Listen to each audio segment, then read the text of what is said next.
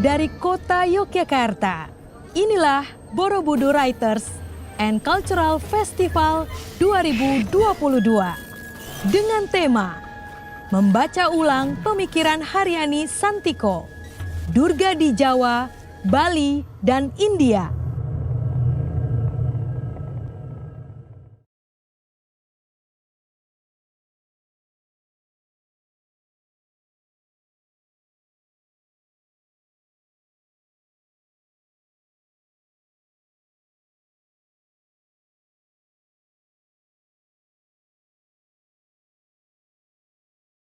Assalamualaikum warahmatullahi wabarakatuh. Salam sejahtera, Om Swastiastu, Namo Buddhaya, Salam Kebajikan, Rahayu. Sugeng siang, Mugyo Satoyo Amangyo ing katentreman. Okay, very good morning, ladies and gentlemen. I feel delighted to be a part of such an authoritative, cultural, literary, and art forum today. I am Sahid Widodo from Javanese Institute, Universitas 11 Maret, Surakarta. I will attend the general lecture with you from Professor Stephen Kavana Hardy. Halo Prof. Hardy, apa kabar?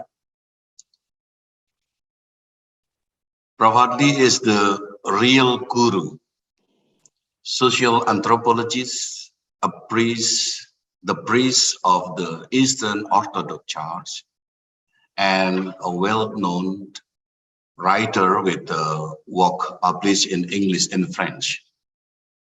And in addition, he is also renowned as an ethnographer.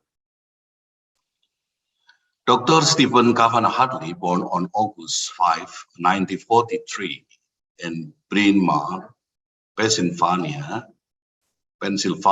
earned his BA in Oriental Studies, Chinese and Sanskrit from Columbia University in 1956. He earned his Magister of Art in Buddhist Studies from Columbia University in 1969 and continued his studies in Paris with a diploma in Sanskrit philology at the École Pratique des Hautes Études 1972 and a doctorate in social anthropology in 1979. He also studied theology at the Saint Vladimir Orthodox Theology Seminary, Crestwood, New York, 1966 to 1969, and the Saint Sergius Institute of Orthodox Theology in Paris, between 1969 to 1973. He worked at the French National Center for Scientific Research between 1981 to 2008, and around 1973 to 2005, Professor Hardy repeatedly conducted field research in Central Java, especially in the village of Krendowahono. Very interesting. Ladies and gentlemen, in this forum, Borobudur Writers and Cultural Festival Forum 2022, Prof. Hardy, the author of book Durga, Mosque, Cosmology, Conversion, and Community in Central Javanese Islam, will present material about the remains of Durga worship and diachronic analysis. How the remains of worshipping Durga since ancient times are still permitted today in the daily rituals of Javanese tradition in the villages and villages of Java. He will convey material about his experience around the Mahesa Lawung ceremony and the phenomena of certainly interesting extents of Devi Durga. Okay, it would not wise for me to talk too much, and it might be a wasted time. We can't wait to take part in Professor Hartley's general lecture. Ladies and gentlemen, the sequence of events in this afternoon general lecture are: I open and read the CV. It will be continued by Prof. Hartley presentation through video recording for about 20 minutes. You can write your question directly in the Zoom chat box. After that, the discussion session will be continued with a question and answer session, which will be directly answered by Prof. Hartley, perhaps until 12:30 p.m. The event will be closed by moderator, of course until 12:40 p.m. Ladies and gentlemen, okay, let us join Professor Hartley delivering the general lecture matter. Thank you. Prof. Hartley, please, the time and place is yours. Please, Prof.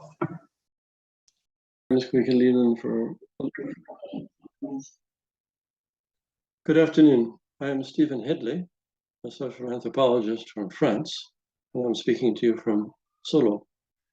It's very interesting to hear all these very good presentations about Mahesa Lawung, and I'll present you a sketch of Mahesa Lawung from the village level looking up. 50 years ago, in 1973, when I was living in the village of Krendowahono, near Durga's Punden, north of Solo, I asked if the cult of Durga was still active. I could see people coming on their own to pray for ziarah at the Punden, but were the Solo palaces still involved? Since I first took an interest in Durga, Javanese rituals have changed a lot. When an ancient ritual or myth is made into a film, like those concerning Lorokidu, the queen of the southern seas, Durga's southern counterpart, anthropologists call this dislodging. By this they mean that the narration becomes a scenario, taken completely out of its natural setting. Another way of witnessing these changes is to see how they're commoditized to fit into a package for domestic Javanese tourism. In Krendowahono, the spectacle before Durga's Punden has become more elaborate, better costumes, more offerings, etc. It has also, of course, been photographed for more publicity. At Gunung Kumungkos, to the north of an old myth concerning the elopement of the legendary prince Pangeran Samudra, son of a Javanese king, and his stepmother, Nyai Ontrawulo, now involves prostitutes in what is dubbed ritual sex. Although when I went there 30 years ago, there was already some evidence of prostitutes, now the site has been developed commercially, and that even by the Kabupaten. At Tawanmangu on Mount Lawu, the old Punden, not Chandi Cheta or Chandi Sewu, were not much frequented decades ago. Now, it is totally eclipsed by an amusement park near the Pasar with a miniature Eiffel Tower and a London Bridge. Domestic tourism is transformative. Contemporary sociology of tourism in Central Java reveals a crisis of representation.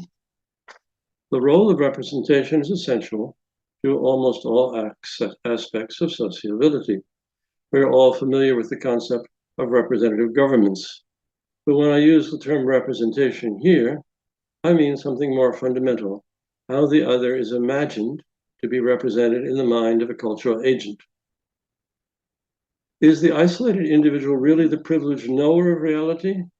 Today, nearly everywhere representation is understood as that process of making present an absent object or person, as an image in one's mind. To study the Mahesa Lawung Punden, we need to know what the Mahesa Lawung once was.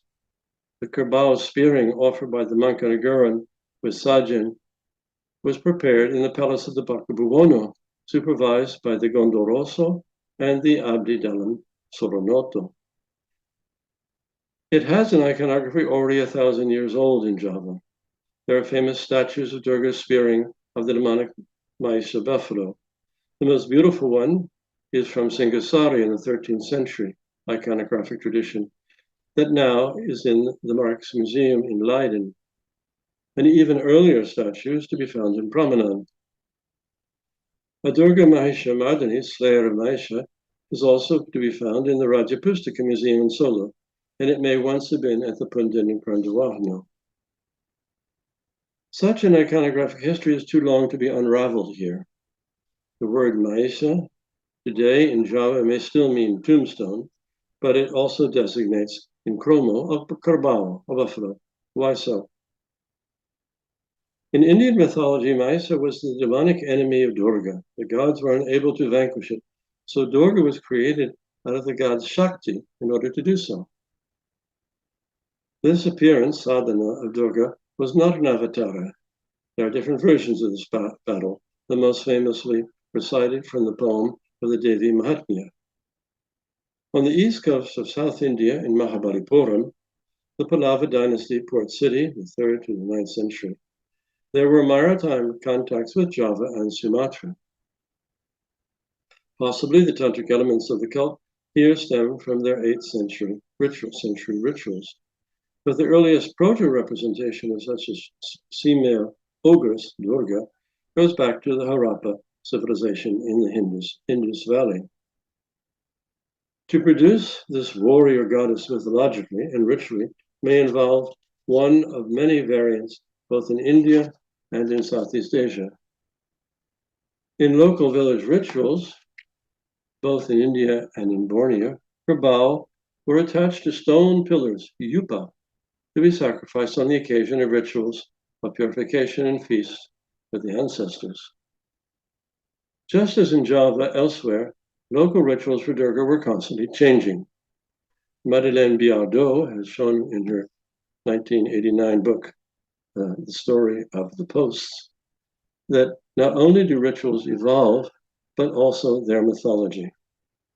A clue is given in the toponym of Krendowahono, which is the Sanskrit name of an incident in the first book of the Mahabharata. In the Indian Markandeya Purana and in the Devi Mahatmya, the burning of this forest is treated quite differently. Indian cosmology places Durga battle with the demonic Mahesa at the end of the 4 epochs, but not at the end of the 4th Yuga in the Vanaparva, when the Krendowahono is burned down by Agni. In the Mahabharata, this resembles an apocalypse, a reabsorption, pralaya, of the cosmos. This apocalyptic dimension of the Krendowahono forest is not present in the Javanese story of the victory of Durga over the demonic buffalo. But local newspapers in Solo try to make sense of it all using whatever materials they can lay their hands on. So it is popularly assumed that the local Raja wanted to assimilate Durga's victory with their own kingdom's prosperity. But is that true? Perhaps the best place to verify their intention is to look at the prayers that are cited when the offering is presented. Some are Muslim, Arabic. The older ones are in Javanese. The latter, in fact, cosmogonies, now used as prayers in Hutan purification rituals. This is at first sight surprising, but it seems to be related to the effort to renew the person afflicted by sakrta, or gout. In any event, they bear no direct relation to the victory of Durga over Mahesa. Such apparent obscurity is not seen a problem, as the invocations are well guarded in texts that are shown to no one. So to get a complete picture of Durga's cult would take us very far back in time and deep into Indian cosmologies, not to mention other areas, Java, Borneo.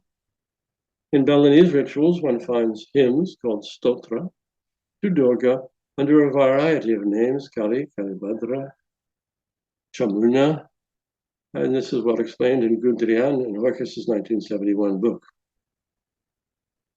To follow up on these would be to lose sight of our topic, a ritual in Central Java, whose geography is complex enough, as we will show here below.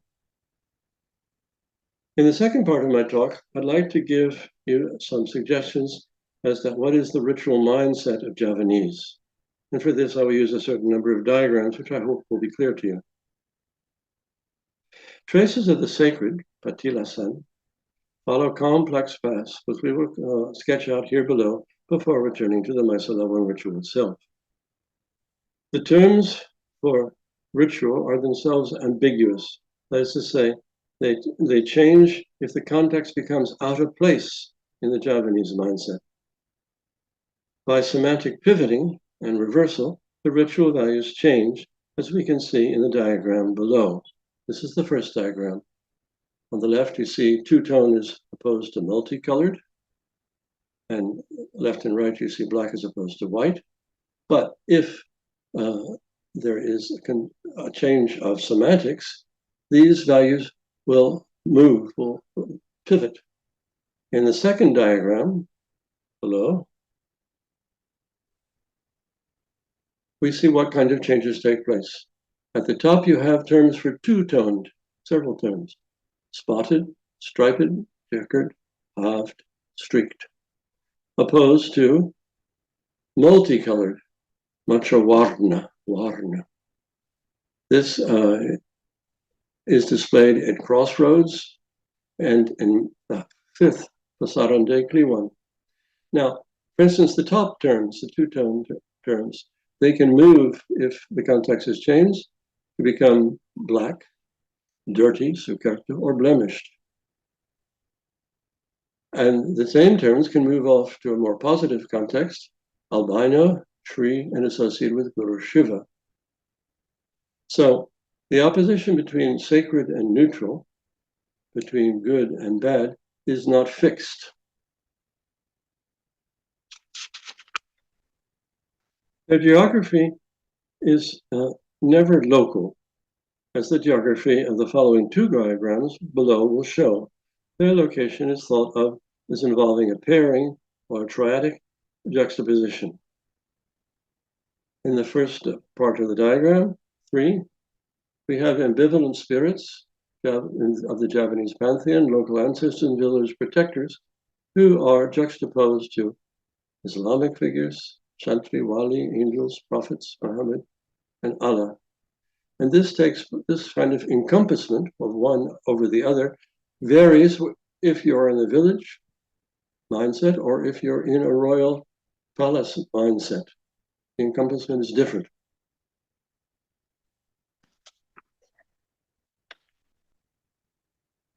Now, in our fourth diagram, the geography becomes more obvious.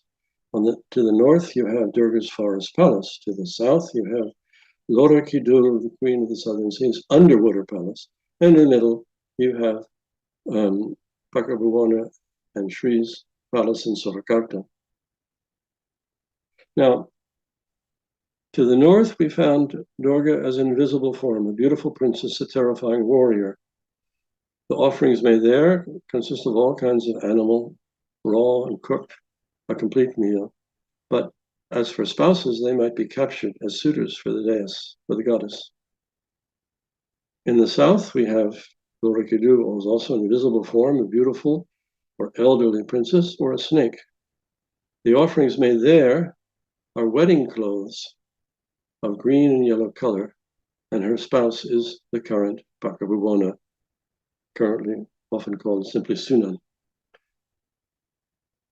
Now, in the middle, the Kasushanan's palace, where Shri is installed on the ritual bed in the center of the throne room, you have visible statues, Shri and Sadhana, facing the Sunan. Offerings are made there on Tuesday night.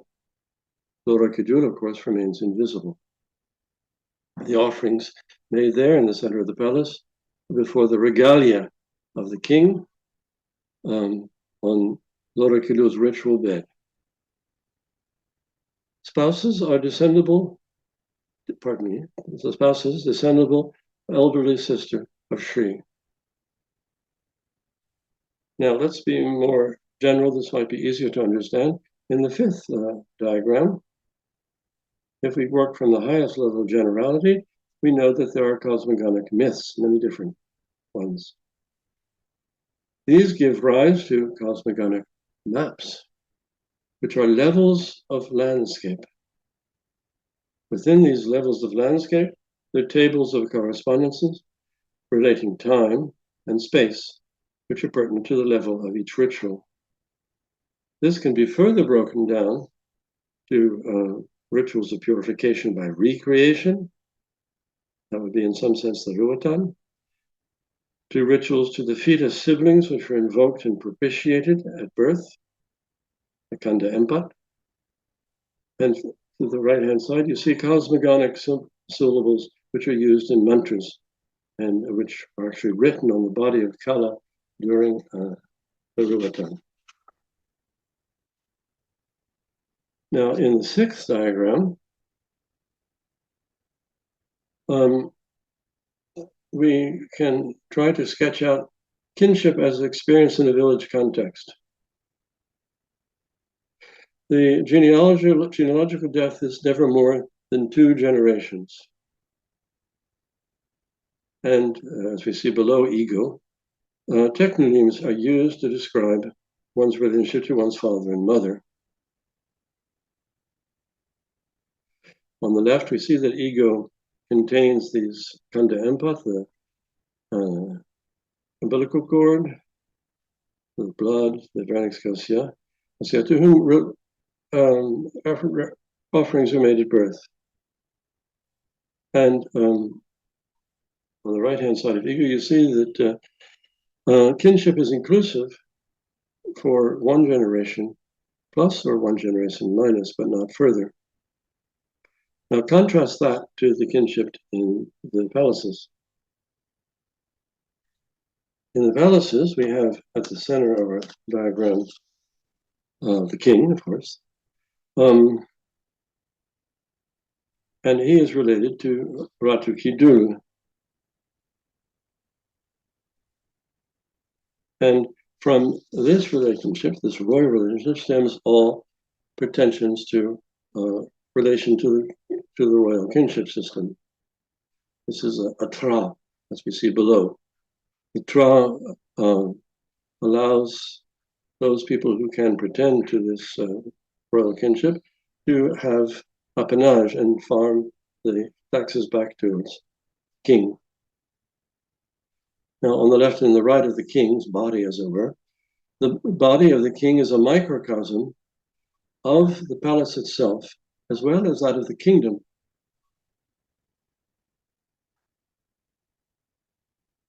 Let me jump to my conclusion, which is going to be rather brutal, and deliberately so.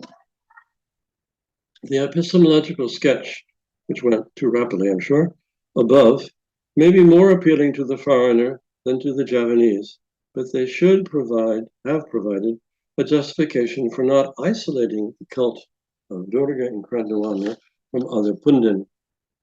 But the big question remains, who is Durga? And for whom? For Bianca and Woodward in the 2015 article, Magical Spiritual Power, have a counterclaim, namely that Laura Kidul was originally not a goddess. They say it is essential to understand that Laura Ratu Kidul, who has often been described as a goddess by Jordan and by myself in our writings, is actually a woman who became a spiritual being as a consequence of her ascetic practice. She has many of the attributes of Durga and Parvati, and vice versa, but is now known to be a spiritual being who can assume human form. I have no way of confirming or infirming these affirmations, but they seem to mean that in the context of sexuality and ritual sex in a Muslim Java, the Shakti of a magical woman has been unveiled. This surprising supposition is intriguing, but probably cannot be verified at least in Krendowahono.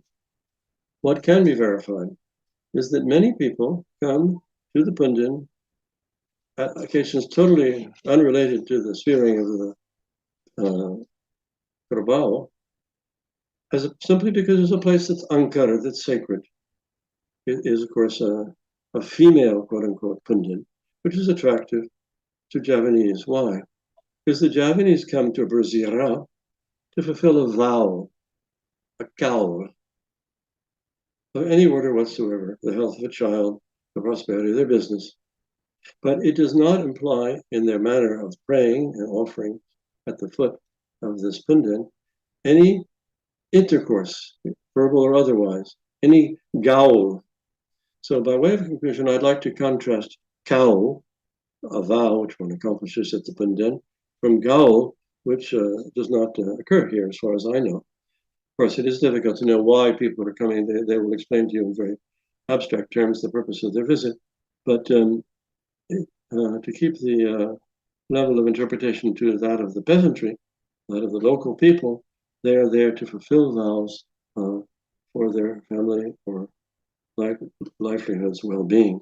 Thank you for your attention, and I welcome questions. Okay, thank you very much for Professor Hadley, who has conveyed many things about the Mahesa Lawung sketch seen from the people class. Yeah. It's very interesting. Monggo, silahkan. Ini bisa direspon oleh siapa saja. Itu apakah nilai-nilai Mahesa Lawung juga masih aktual dan apa saja yang mempengaruhi orang untuk untuk tidak melirik kembali Mahesa Lawung seperti pengalaman Pak Stephen Hadley seperti yang dulu-dulu. In addition, he also conveyed his experience of living in Krendowahono. Ini kehebatan beliau ya untuk tinggal di sana dan melihat, kemudian menikmati, belajar, dan juga melihat situasi real daripada upacara Mahesa Lawung dengan apa ya? Boleh tidak kalau saya mengistilahkan mendatangkan spirit dari Durga kembali ya. Dan juga disampaikan tadi oleh Prof Hadley, everything has changed. Ini semuanya sudah berubah, ya. Ada fungsi bentuk yang sudah dirubah, dan apalagi barangkali mungkin sebagai pancingan dapat saya katakan upacara Mahesa Lawung dengan cerita Durga ini di samping konflik yang ada di sekitaran kita saat ini yang sangat berpengaruh. He said that there should be someone who continue to maintain Mahesa Lawung local wisdom in case and can survive well, not only as a complement of tourism discourse. And Professor Hadley also said that there are many artifacts related to Javanese culture around the world that must be preserved, and many become strength, membuatnya kembali kuat dan bisa mendatangkan speed baru.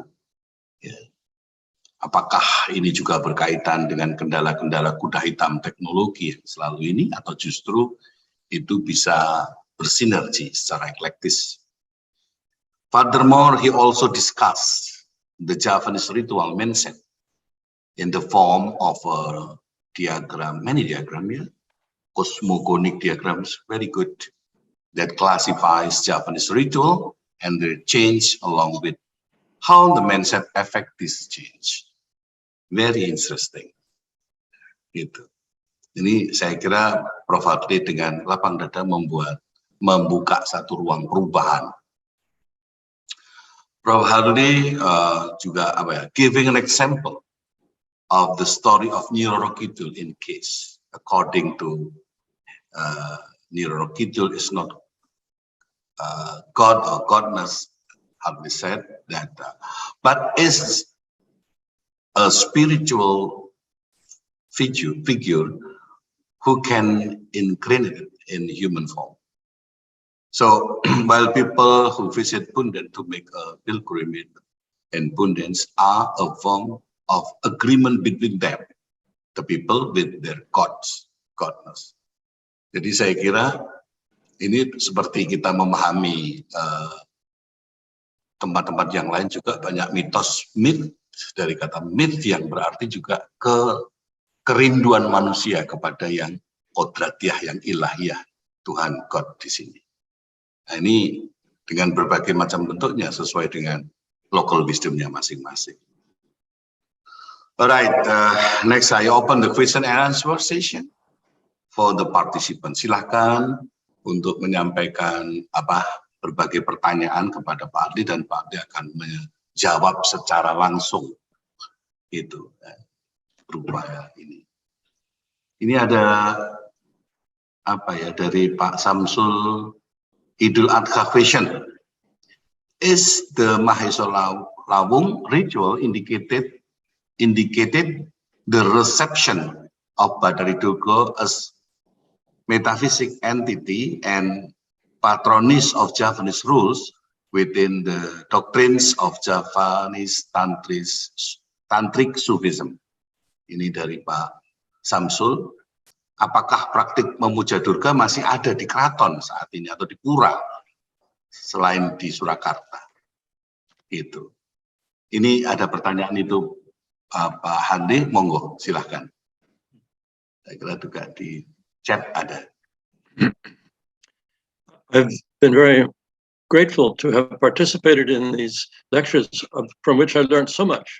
It was really very rich for me. I'm only an anthropologist, and I was sent here to do a village monography. Now, I'll try to give some background about this. If we go to the Punden, I was there last week. What do you see? A few people who come for ziarah. One man was washing in the Sumur Seno, the Bhima's well. Obviously, I'm not going to interrupt his ziarah to ask him if there's any connection between the water in the Bhima Suchi Lakon and the water in the Sumur Seno. After that, he sits and does ziarah. So he's accomplishing a vow, kaur. And as I said before, it has nothing to do with Mangauli. It's something very straightforward. And when you study invocations, as what anthropologists do, you get a view of prayer or vows from the bottom up. Now, in my book, I tried to discuss how it became, in a certain sense, the place also of a masjid. Of course, there is a masjid, but the local imam in Kalioso next door came to ziarah there. And so there was an interface. And to make a long story very short, I think the Punden is now a place. It's a place for ziarah. The toko of Durga is absent. Now, how can I say that? Maybe I'm wrong. But last week after the Garbuk Maulid, they had the Mahesa Lawung, which was offered by the Pakubuono's palace. And in all the prayers at the city Ingil, I did not hear, maybe it was said, but I did not hear the name of Durga pronounced. The stress was on the fact that these sajan will reinforce the Kerapatan Keluarga Keraton. That was really what they seemed to be trying to do.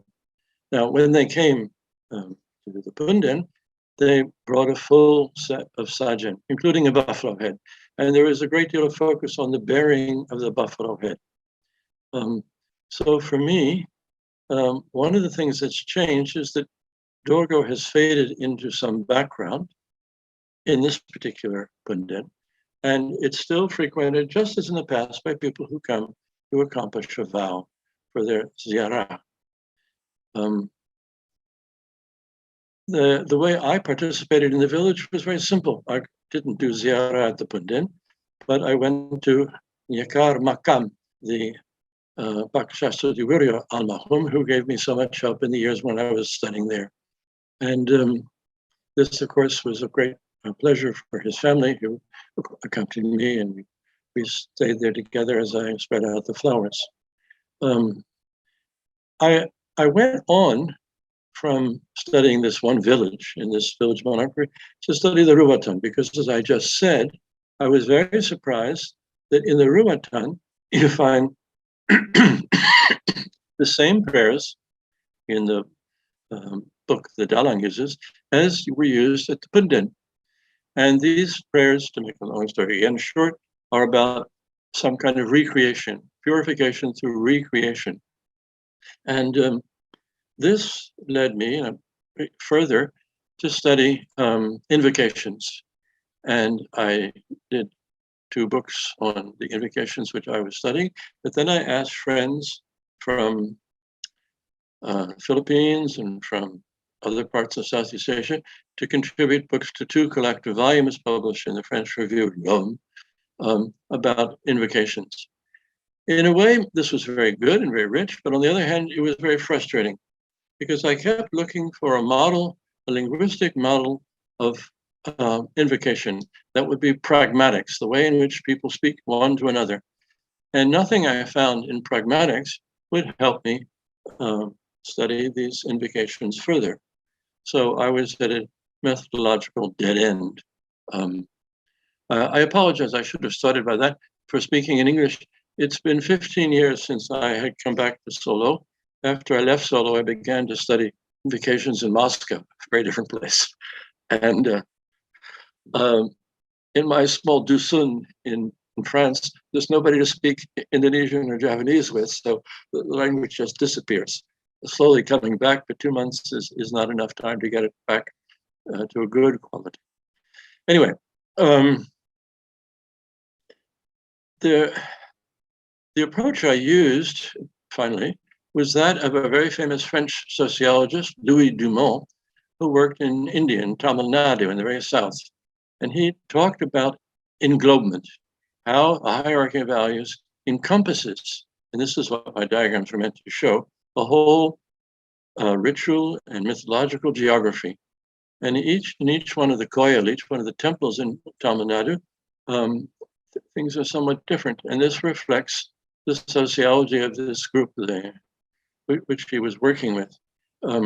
So I think that the study of a hierarchy of values, the study of exchange of values, the study of the permutations of a hierarchy of values is a very good way, not the only way, but a very good way to study the changes which are now taking place in Javanese adat. My friends in Solo say, the adat is not the same. They change it. They manipulate it. Is that good or bad? I don't know. So things are changing. Many things stay the same. The place of the Punden is still a place for ziyarah for local people, but the outside influences are very strong. This here in the Mahesa Lawung, I didn't see any participation by the Mangkunegaran. Now, a rather coarse kasar interpretation of this would say, well, they're busy doing other things. Right next to Krendowahono, right next to Kaliosa, is a huge Menora cigarette factory. It's huge. And they employ lots and lots of people from the neighboring villages. So, of course, this can only have a big impact. And so Solo is not far away. It's become, in a certain sense, only in a certain sense, a suburb, an economic suburb of Solo. Now, I wouldn't begin to try to explain the impact of this on the Punden, but it's sure that as soon as the Mahesa Lawung started to take place, it was available live on television, and that can only influence people's understanding. At the city Ingil, when the prayers were said over the sajan in the palace, again, this may sound critical, but it's meant to be neutral. There were long prayers, much longer than usual.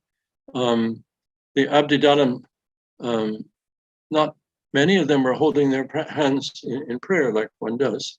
Some of them were even busy watching something on their telephone. And the atmosphere was much less solemn than what I had known in the past. again, a Javanese friend said, well, this is the third generation of Abdi Dalam from what you may have known in the past, so it's not exactly the same mentality. All this small anecdotes are meant simply to give us a way of coming to not analyze or theorize the Mahesa Lawung, but saying that things have changed radically from my point of view as a foreigner. And it suffices to be away for 10 years from Solar to lose any real intuition about what is happening. But this is what I saw beginning 50 years ago now, when I was living in Krendowahono. And I do thank you for your attention and your questions. Thank you, Prof. Ali. Oke, memang saya setuju bahwa semuanya serba mengalami perubahan ya. Yang menarik tadi dari aspek ekonomi, aspek tourism, aspek di luar aspek sosiokultural yang terjadi di upacara Mahesa Lawung itu. Dan juga ada perubahan sekarang rokok menoro beberapa waktu yang lalu memang sempat down, sudah banyak yang kena PHK. So itu juga satu kesulitan tertentu dan sekarang tampaknya sudah mulai bangkit. Juga dukungan dari masyarakat adat ya, yang terutama sekarang masih ada oleh Gus Timung itu juga masih dilakukan. Namun pembiayaan juga saya dengar memang cukup berat, masih membebani karena keraton sudah tidak lancar lagi menghasilkan pemasukan, maksudnya uang ya yang masuk ke keraton sehingga tidak cukup selain ada konflik isu-isu tentang konflik itu. Oke, mungkin juga ini saya mohon maaf speak in Indonesia because ini mungkin bisa memancing peserta untuk banyak bertanya. Juga mungkin respon modern bahwa yang kreatif, yang mencoba untuk melepaskan diri dari tekanan kultur yang lama dengan mencoba mengambil sedikit bagian dari Mahesa Lawung, upacara Mahesa ataupun ikon Durga itu sebagai sebagai materi untuk menghasilkan karya-karya baru. Selain upacara itu sendiri juga saya kira mungkin Durga menjadi satu genre musik baru, Durga menjadi satu merek fashion ya, baru. Nah, itu respon-respon yang sekarang ini mulai dicari. Jadi mahasiswa saya tertarik Mahesa Lawung, upacara itu. My student is interesting in Mahesa Lawung ceremony, not in the power of his tradition, but the value of tradition, and they trying to growing the value, that value to be a new product in the modern era. Jadi mereka membuat merek-merek baju menjadi genre-genre musik yang baru, ya mungkin menjadi genre satu jenis kuliner. Apa ini kuliner Mahesa Lawung? Nah, itu kan menjadi kafe-kafe sekarang ini karena di Solo sekarang banyak kafe. Jadi Solo kota kafe dengan internet gratis itu juga terjadi. Baik, ini ada pertanyaan dari Ibu Dewi Yulianti. Selamat siang, Prof. Saya Dewi Yulianti dari Isi Denpasar. Apakah ada ritual selain ritual Mahesa Lawung di Keraton Kasunanan Solo di Hutan Krendowahono Kabupaten Karanganyar sebagai manifestasi penghormatan kepada Bathari Durga selama ratusan tahun? Jadi, Prof, Bu Yulianti bertanya, adakah upacara lain selain Mahesa Lawung? Dan utamanya, bagaimana masyarakat memahami ritual tersebut? Mungkin ini diakronis dari waktu ke waktu. Thank you. Silakan, Prof. The other rituals that take place in the palace I do not know much about. There was always the ritual when the Pakubuwana went to the top of this tall tower in the center of the palace and slept there one night. And people said, and why not believe it, that he was visited by Loro Kidul. And of course, there was no way that I could come along and watch. So about that, I know almost nothing. To my knowledge, the ritual offerings in front of the king's throne, which also take place in the Mankana Garden, I filmed that actually.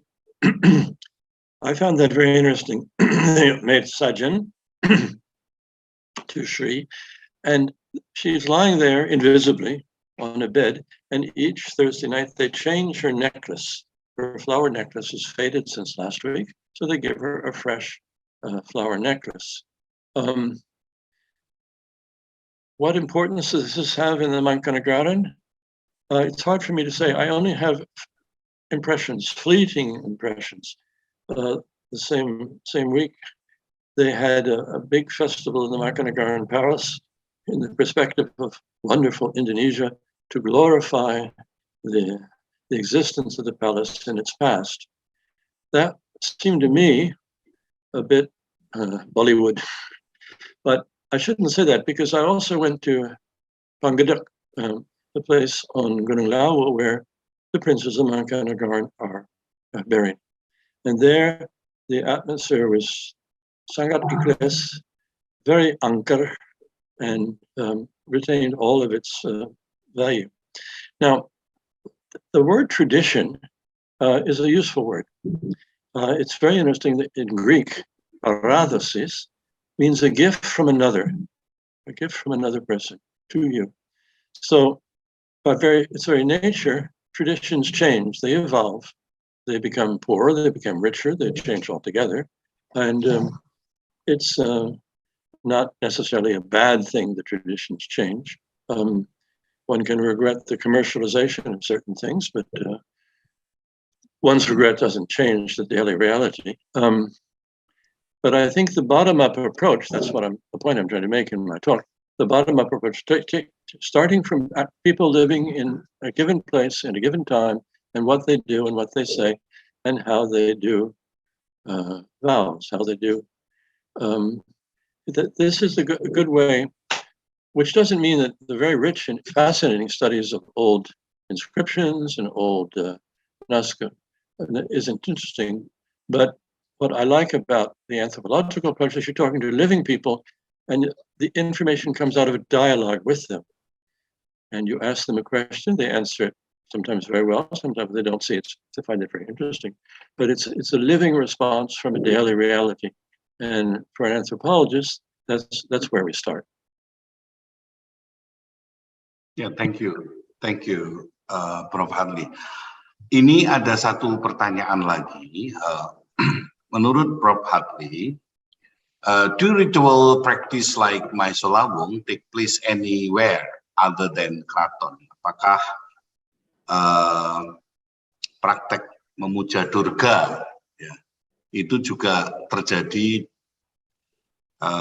selain di Keraton atau Pura di Surakarta? Menurut pengalaman Prof. Adi bagaimana? Silakan.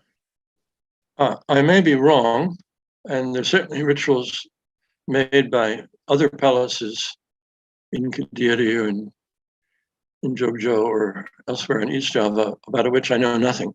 That's the problem of working in a village. You only know what's local. The talk yesterday about Calcutta fascinated me because the Durga Puja, I've been there at the time of the Durga Puja. It's absolutely mammoth. In what way does it relate to anything in Java? Well, let's put Durga aside. The sajan are dilarong ake, are given over to the waves of the river or the ocean. Just like in Java, you give the sajan to the water and it floats away. So that's one similarity. But of course, any comparison with India is direct comparison is difficult because in the 8th century, a devotional movement called Bhakti spread from South India, from Tamil Nadu, all the way over to Bangladesh and all the way to the northwest. And changed the nature of their prayers. We didn't need Brahman. We didn't need to recite the text from in Sanskrit from long ago. They just went and prayed, and these prayers are extremely well preserved. When you go into a koil in Tamil Nadu, often it's not. The prayers are written on stone, and those who do not know them by heart will read them as they go in the temple and use them as their prayers. So that's the impact of a written tradition. And I cannot begin to describe how important it is. In my book, The Hidden Ear of God, there's a whole chapter, as well as in the following book, Rivers of Ritual, on this Bhakti movement. Now, the impact of written prayers, or writing in general, on the Mahesa Lawung seems to me almost zero.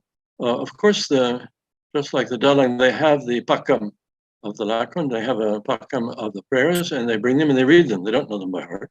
So written tradition is not the moving power behind the ritual. The Sajen, yes, they're much the same, I suppose. But what does change, and this is an obvious affirmation, is the mentality of the people. And the substrata of Hindu, Buddhism, and Islam, which you know much more about than I do, of course, is Kebatinan. And the Kebatinan mentality and the coordinates, the epistemology, which is not written out, but simply in people's minds, I tried to lay out in these 5 diagrams which we just looked at, which for me is a kind of epistemology. When you build a house, you don't have to look at a pawokon to know what colors you should envelop each pillar with. It's just something which is part of common knowledge. And it seems to me that, as far as I know, is not changing. People still do the same ritual offerings for the Kanda Empat, and that in the center of Solo, just as in the villages. By way of conclusion, I apologize because all the other talks are so rich and so interesting, and my perspective is bloso, and I think that's good. Yeah, very interesting, Prof. Hardy. Baik, sebelum ada pertanyaan lain, mungkin dari saya, Prof. Jadi saya setuju, I'm agree that belajar tentang masa lalu itu bisa memperkuat kita untuk melihat lebih jelas masa depan. Jadi saya kira studi-studi seperti ini sangat penting untuk bisa melihat state of the art kita dari dulu sampai sekarang dan bagaimana perkembangan itu telah terjadi. Tetapi memang Prof, saya punya 60 mungkin 60 lebih begitu mahasiswa tiap tahun yang selalu tertarik dengan mitos, dengan cerita lama, ya, apalagi dari bidang filologi. Mahasiswa, my student is very interesting, ya, to study in that area. Namun saya melihat mereka mengambilnya tidak seperti yang istilahnya mereka mungkin konvensional, ya, cara yang konvensional memahaminya, karena ketiadaan akar, tidak ada lagi akar yang bisa menyambungkan cerita-cerita Durga itu dengan masa yang sekarang. Mungkin karena pendidikan faktornya dan juga mungkin kesempatan. Di masa pandemik kita ada kehilangan waktu bahwa orang dan tempat-tempat itu tidak lagi dikunjungi, gitu. Bagaimana menurut Prof. Hadley tentang fenomena ini, di mana anak muda itu mengambil dengan cara yang lain, gitu. Mereka bisa mendapatkan kekuatan itu, power dari cerita itu, dan masih berpengaruh di sini, tetapi keluarnya dalam bentuk seni atau kreatif yang lain. Saya kira ini pertanyaan dari Mbak Yulianti itu saya perpanjang. Bagaimana masyarakat memahami ritual-ritual seperti itu, dan ternyata ada perbedaan yang sangat signifikan sekarang, gitu. Kalau kita lihat karya-karya mahasiswa, saya pakai mahasiswa saya, dan bagaimana saya mencoba mengenalkan mereka dengan sastra-sastra era Jawa kuno, era Jawa Tengahan, era Jawa Baru, dan mereka sungguh takjub. Mereka senang sekali bicara tentang negara kertagama, bicara tentang Sotasoma mereka. Hanya bagaimana kita packaging ini. Nah, terkait dengan case in Mahesa Lawung, do you have an idea about the fenomena changing seperti ini? Jadi muda, generasi muda mau mengambil itu, still have a same spirit to study itu, tetapi dengan cara yang lain. Luarnya itu dengan produk-produk ini. Bagaimana menurut Prof. Fadli? Thank you. For me, there are two kinds of studies. There's the philological study, which is very important. I did a translation of the Prajna Vinishya Siddhi, which is a tantric text in Sanskrit for my diploma. And it was doing that that made me start to do anthropology, because as fascinating as it was, I found it was univocal. There was not two voices, just one. And so I thought, I really want to talk to people and hear what they have to say. Now, that's different from mythology. Mythology has a long life. The ancient Greek mythology from the 6th, 7th centuries BC, very ancient, is still alive and well in European culture, in French culture. They portray the myths in theater, dance, and it's very, very, very strong. So I think that in many countries, not all countries perhaps, mythology has a long life.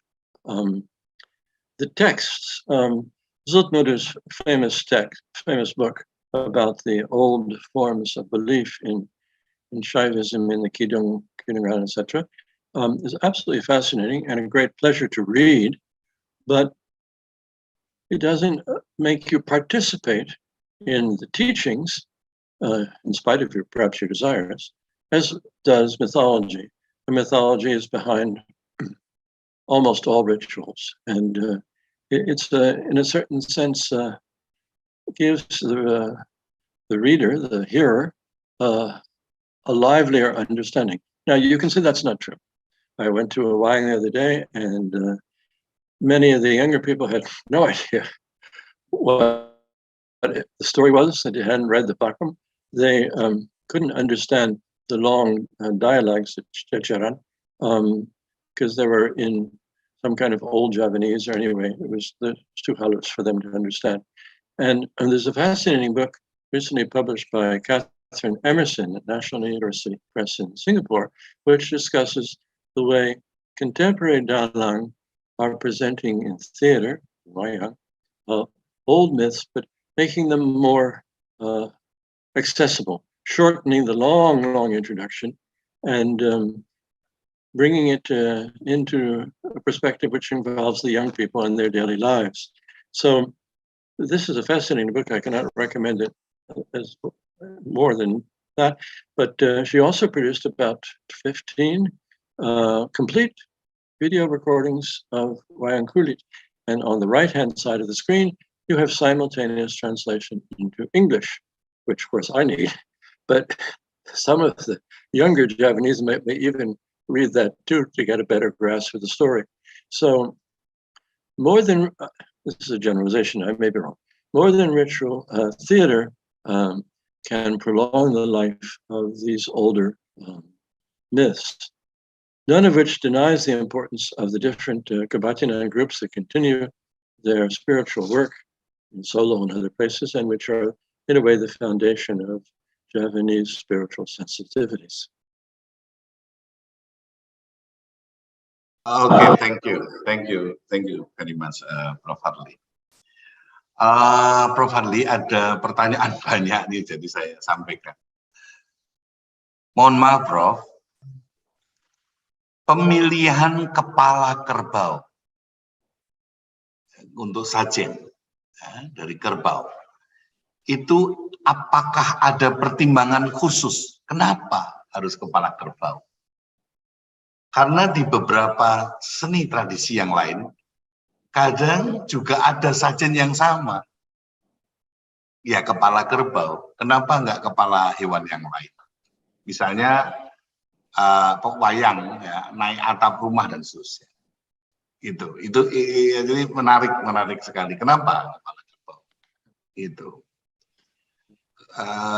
Ini dulu, Prof. Nanti setelah itu ada pertanyaan lain dari Silahkan, Prof. Kenapa kepala kerbau?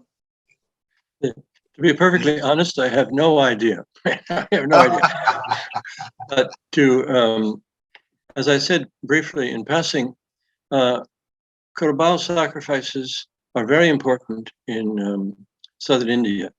They attach the kerbau to a yupa that stands there in the village year in year out, and they sacrifice it. They protect the village boundaries, as do these big horses mounted by gods, which are on the borders.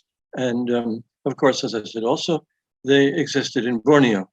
Now, more than that, I do not know. Where in Borneo? Was it the Dayak? Was it the coastal peoples? I don't know, but these stone posts, and I could not recommend more this book by Madeleine Biardot, L'Histoire des Pierres, the story of the post, because having done a great deal of research in the Purana and the Mahabharata, she went to southern India and walked around the villages and looked at things, which I find, she was an old lady then, she was very courageous and did a lot of good ethnography. So ethnography and philology are complementary. Ya, thank you. Ya, memang satu hal kecil yang perlu ini mungkin ini simbol, ya, mungkin ada lambang atau simbol yang khusus. Dan saya pernah mendengar kenapa kepala kerbau. Karena kalau versi Keraton itu kerbau itu binatang yang bodoh gitu. Jadi ini ritual untuk menghilangkan kebodohan gitu. Jadi saya kira kenapa kerbau ya juga ini kan juga ada kayak Selama, ada relasi dengan itu. Kenapa justru orang-orang yang memiliki kelebihan khusus itu justru dirawat di keraton gitu. Yang bodoh, yang gini-gini juga dirawat di keraton karena itu untuk sebagai simbol keraton itu melindungi dan menghilangkan kebodohan. Katanya seperti itu, Bro. Yeah. Of course, in India, in the iconography which also exists in Java, the asura that are fighting the gods take the form of a demon, and the demon, when Durga kills it, comes out of his mouth, and we see him in the sculptures. And I think the other kinds of sacrifices of kerbau in Borneo, for instance, probably have nothing to do with this. And why they choose the kerbau, I don't know. It's a very precious animal. If you're doing rice culture, it's a very big animal. But these are all very commonsensical suggestions, and the topic merits research. Ya, Bro, saya bisa memahami. Selanjutnya ada pertanyaan, Prof. Hardy, mohon maaf, dari Ibu Diana Butler. Nah, ini sahabat kita, Bu Diana Butler. Beliau dari Kajian Budaya FIB Universitas Udayana, dia doktor yang senior di sana. Dia mengatakan begini, Prof. Kemarin pada pidato kebudayaan Dr. Niwayan Aryati, beliau beberapa kali mengatakan bahwa dalam tradisi Bali Hindu, seorang harus hati-hati, be careful untuk mengucapkan nama Durga, hati-hati. Sepertinya ada ide bahwa bersuara nama itu akan memancing, akan memicu satu kewujudan. Jadi Durga akan wujud kalau dibicarakan buruk mungkin. Nah, dia bertanya, apakah Prof. Hardy merasa ada perspektif itu dalam tradisi budaya di Jawa? Itu, apakah ada perspektif itu? Maka nama Durga tidak diucapkan atau kadangkali disebut dengan nama samaran lain. nama yang berbeda. Apakah hal itu untuk menjaga agar sifat Durga hanya dipakai pada tempat dan waktu yang tepat? Jadi seringkali Durga tidak disampaikan, tidak diucapkan, karena hati-hati. Apakah itu juga terjadi di Jawa? Silakan, Prof. Menarik sekali. The name Durga means difficult to approach. Durga in Sanskrit, 2 words. Too difficult to approach. And she is difficult to approach because she is khuda, she is violent, destructive. Now, what seems to me, but maybe I'm wrong, different from India is the very clear complementarity of a peaceful appearance of the goddess and a violent khuda appearance of the goddess. So to say the goddess's name is to make it appear. You do not want to be confronted with a horrible, violent goddess. Now, that's for India. Now, in Java, I don't know, because people very rarely talk about Durga. Even during the Mahesa Lawung, I had the impression that the Sajan were the key to the accessibility of this Pundan Angkar. And the biography, mythological biography of Durga seems to me to be absent. Now, clearly in Bali, that's not the case. But in Central Java, maybe, this is just a suggestion, low profile, a low profile Durga allows things to go forward. Anyway, all over the world, in Western Europe, in the Masmur, in the Psalms, to say the name of God is to make him present. It's also true, of course, in Islam. So the sacred quality of the name of God is because he immediately is present if you say it. Now, how the Javanese make sense of this, I have no idea, but it's a good question to have your students explore. Thank you, Prof. Hadley, memang kalau dan budaya barangkali kalau kita melihat berbagai macam artefak kuno, we know that in Mataram kuno, Kahuripan, and sampai Majapahit era, itu Durga selalu dihormati karena dia menimbulkan satu kekuatan. Jadi ini satu mitologi yang sangat kuat gitu ya. Tetapi memang agak sedikit berbeda dan itu mungkin berbalik ya. Kalau kita melihat dari versi wayang kulit, di mana Bathara Durga itu justru dimusuhi ya karena ada di pihak perawan sebagai simbol dari kejahatan ataupun yang hal-hal yang sifatnya tidak baik. Oleh karena itu mungkin ini juga satu problem sendiri yang tampak berubah. Jadi pemahamannya menjadi berubah oleh alam ini atau oleh waktu. Nah ini ada pertanyaan begini, Prof. Masih dari ini dari Pak Reddy ya. Dari Pak Reddy. Dia mengatakan, Prof, apakah mitologi ini bisa dipakai sebagai media mitigasi dalam konteks atau aspek nation, kebangsaan, terutama pada hal authenticity dari sebuah ruang.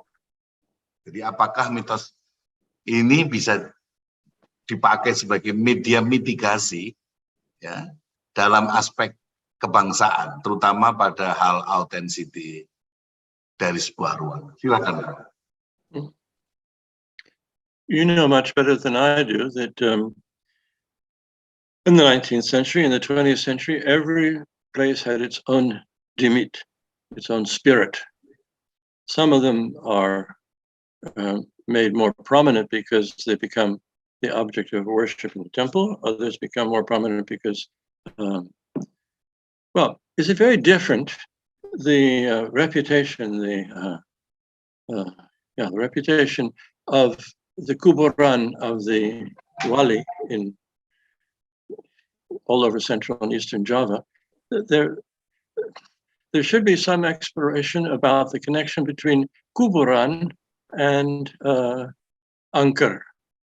We all venerate our ancestors, our fathers and mothers' grave sites. We put flowers on their graves, etc.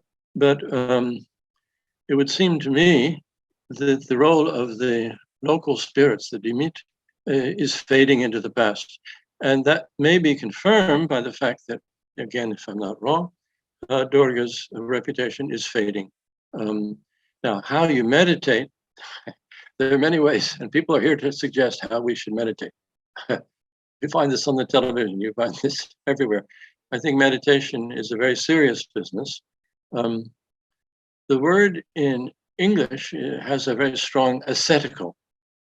It means fasting, it means silence, it means quiet, no thoughts, filtering the thoughts and all this, which is the same probably in Java. But it's an interior phenomenon you cannot describe from the outside.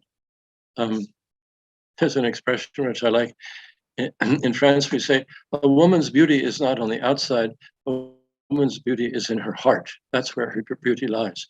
Well, the same may be said of people who go to do Sembahyang or Ziarah. The purity of their practice, of their intention, lies inside themselves and is totally invisible to the outside world.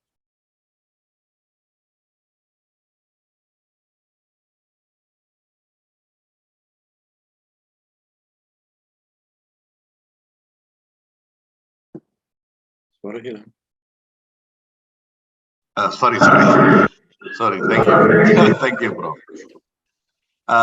Once again, one question from Francisca Vernet.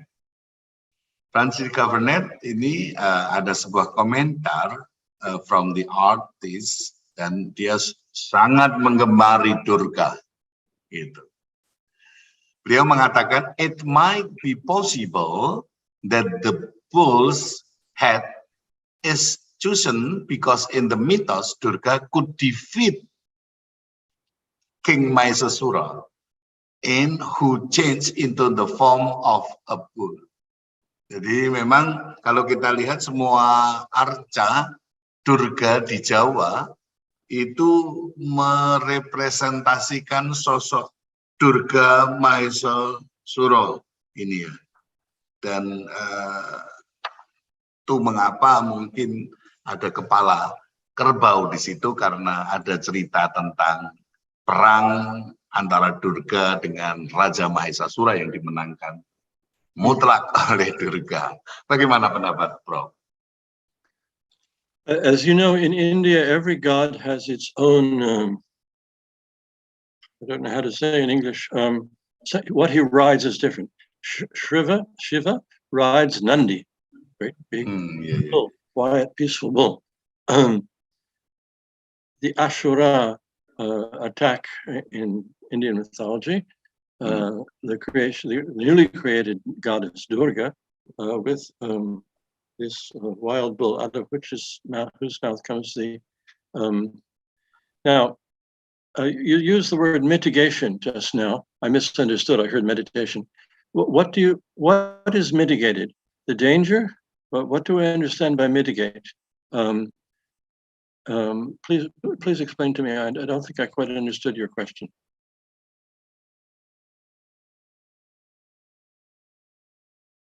The previous question. Oh, ini pertanyaan sebelumnya, Prof. I was trying to understand what you meant by the word mitigation.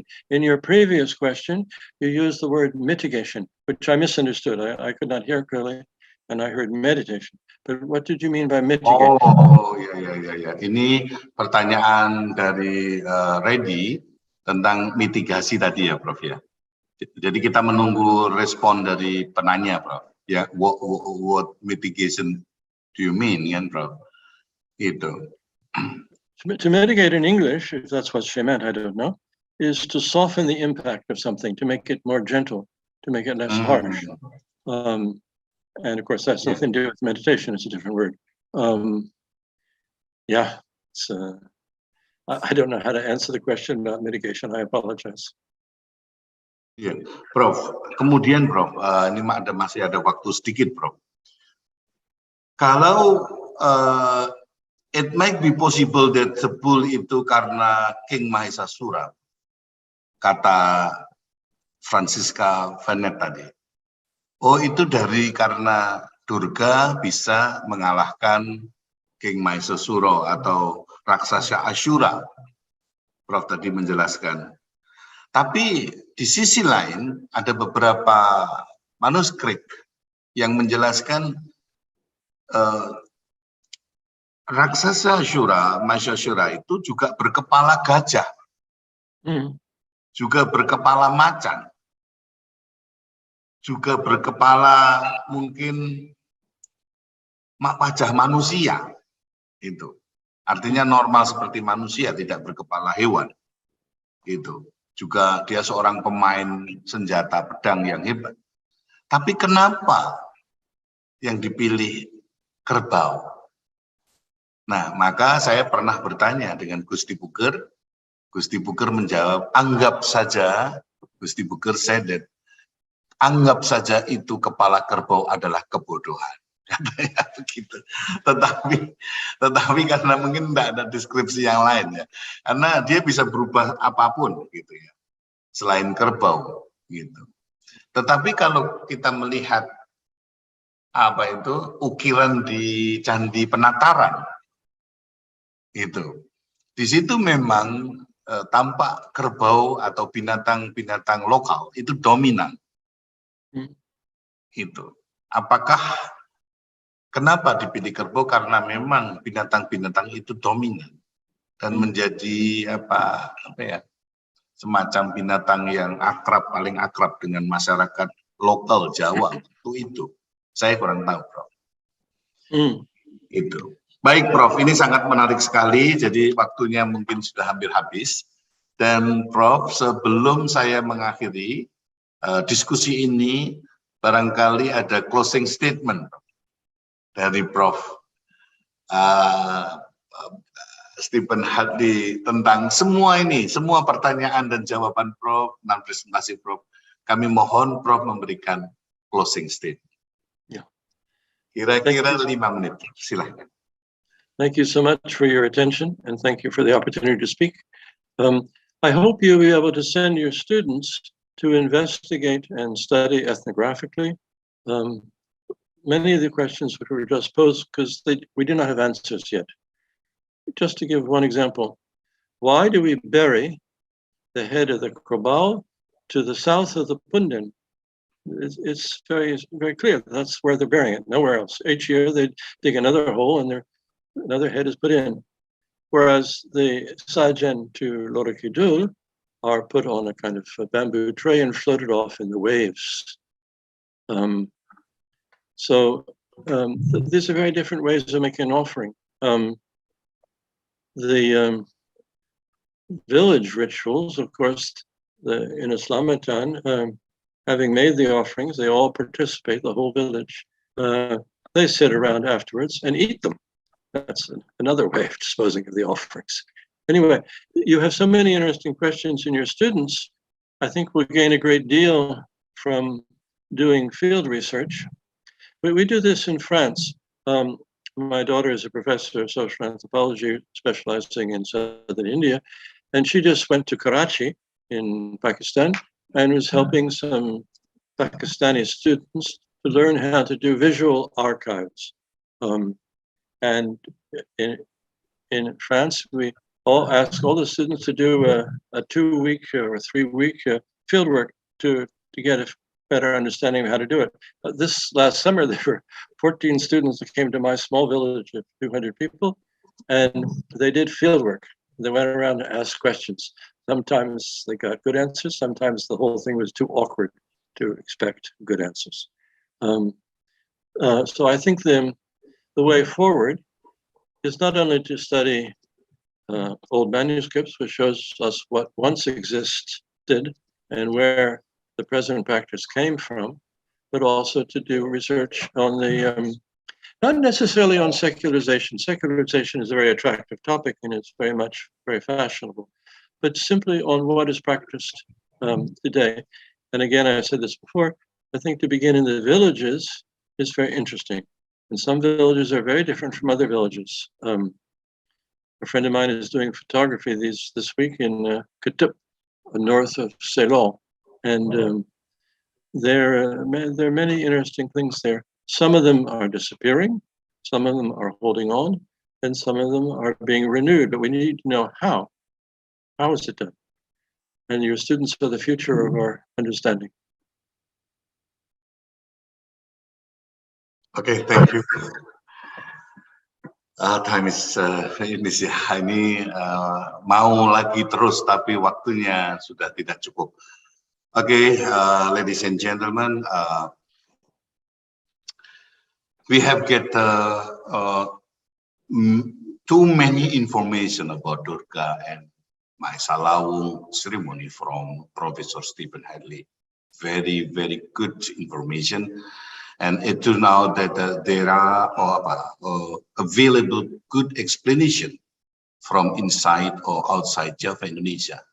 Jadi ternyata masing-masing ada relasi yang bisa menjelaskan tentang itu. Dan kenapa itu memiliki kekuatan. Bukan hanya kekuatan, tapi daya hidup yang kuat.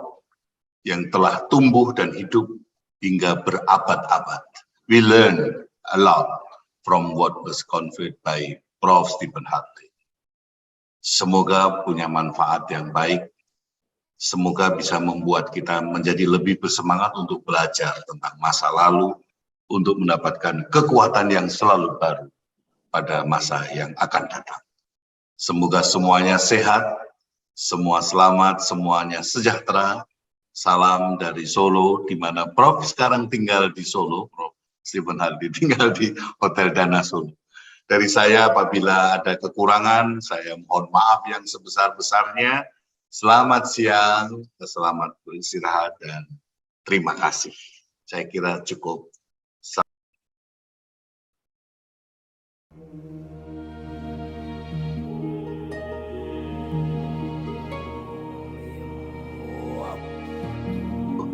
Ternyata tak.